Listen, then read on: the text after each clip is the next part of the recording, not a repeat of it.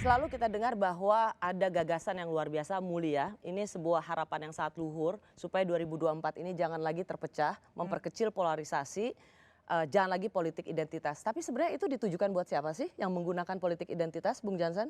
Dua-dua serba salah. Orang yang terlalu pro Pancasila, nuduh orang itu pro khilafah itu dua-dua sama-sama salah itu. Ini negeri majemuk itu. Jadi kita sepakat hari ini sistem yang kita pilih demokrasi. Pemilu langsung, pembatasan masa jabatan begitu. Tapi Jadi ada Anda tidak mau penyakitnya, sebentar dulu. Jadi Anda mau bilang bahwa sama-sama menggunakan, jangan gunakan politik identitas itu, dua-duanya harus introspeksi. Itu makanya aku ingin jelaskan sedikit. Jadi ada 3 problem demokrasi kita hari ini. Pertama itu soal politik uang. Itu ada jawabannya Bawaslu. Nah, jadi regulasinya pun ada. Kalau kita ingin menyelesaikan itu.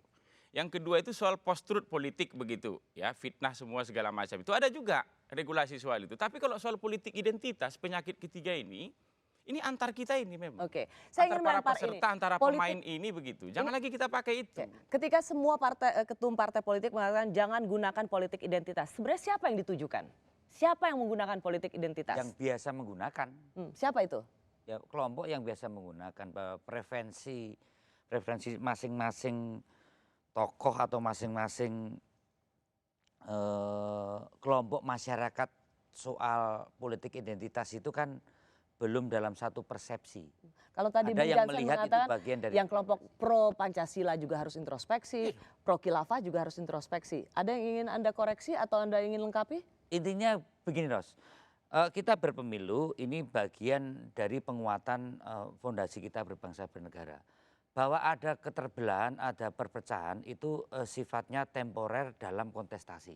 Tapi semuanya akan menyatu pada saat kita menyepakati fondasi bangsa Pancasila dan NKRI ini tetap utuh itu dulu. Nah, Setuju? jangan ada yang punya preferensi, udahlah kita konflik-konflik terbelah-belah dikit juga enggak apa-apa, kan juga enggak harus dipertahankan NKRI ini, nanti serikat juga bisa. Ada yang punya preferensi itu. Saya kira ini kelompok yang harus kita tuju.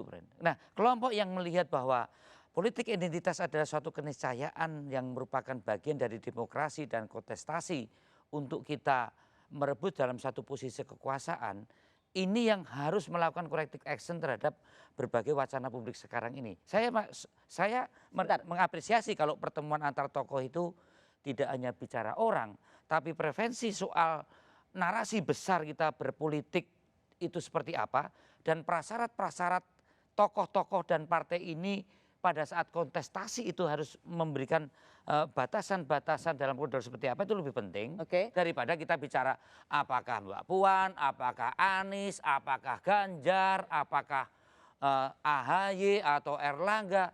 Kalau sudah hanya bicara orang, pasti yang terjadi intrik. Tapi kalau kita bicara substantif soal demokrasi, kita akan bicara persoalan bangsa.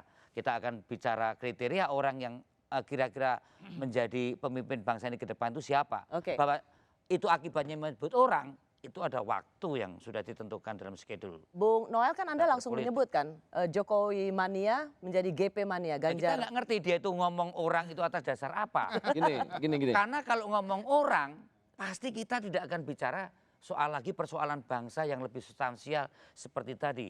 Bang Jansen ngomong masa politik. Tapi Maria, kita menyampaikan soal gagasan wacana soal Ganjar itu kan setahun yang lalu. Ketika kita melihat dinamika politik yang begitu kaku, kemudian coba kita mewacanakan pilihan-pilihan. Sebetulnya kita menginginkan wacana ini bisa diimbangi oleh kelompok-kelompok lain atau partai-partai yang lain, biar bisa juga kompetisi 2024 itu lebih sehat. Tadi menarik sekali apa yang disampaikan Bung Jansen itu berkaitan dengan pertemuan-pertemuan yang berbasis gagasan. Nah, tawaran kita ke depan ini kan kita sudah muak dampak pilkada 2017, kemudian 2019 yang polarisasinya begitu gila sampai detik ini, penyakit antara kampret dan kadrun, perbedaan pandangannya cuma kita dikerdilkan menjadi stigma-stigma yang murahan lah menurut pandangan kami. Nah, kita mau cari pemimpin itu yang punya basis gagasan. Kenapa Anda Jokowi mania menjadi GP mania? Kenapa enggak PM mania? Ya sebetulnya sih apapun lah ya, whatever lah. Mau Mbak Puan kayak siapa, kita nggak penting. Yang paling penting gini. Tapi kan Anda Ini udah kita coba deklarasi dong GP menolkan Mania. Mas Ganjar ini sosok yang harapan kita bisa melanjutkan legasinya Presiden Jokowi ke depan. Nah, kemudian ada Mbak Puan, ada Mas Erlangga, lantas ada siapa? Ya kita sih nggak masalah, ada Mas Anies ya kan.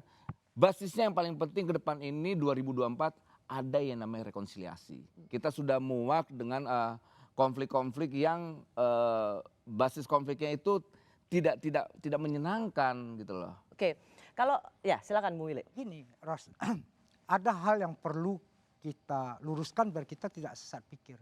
Identitas itu keniscayaan. Silalahi, Sitendaun, Minang, Batak, Jawa. Problemnya tidak di identitas. Kalau kita bicara anatomi dan historical ideologi, lahir dari identitas salah satunya.